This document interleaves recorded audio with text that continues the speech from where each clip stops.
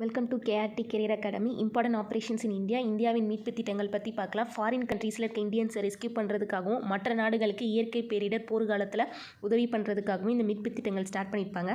அது என்னென்ன, எந்த இயர், எந்த கண்ட்ரின்னு பார்க்கலாம். ஃபர்ஸ்ட் ஒன் வந்து ஆப்ரேஷன் அஜய் 2023 இஸ்ரேலில் ஸ்டார்ட் பண்ணியிருப்பாங்க. இது எப்படி ஞாபகம் வச்சுக்கலாம்னா ஏஐ ஆர்டிஃபிஷியல் இன்டெலிஜென்ஸ் யூஸ் பண்ணி ரெஸ்கியூ பண்ணாங்க அப்படின்ற மாதிரி ஞாபகம் வச்சுக்கலாம்.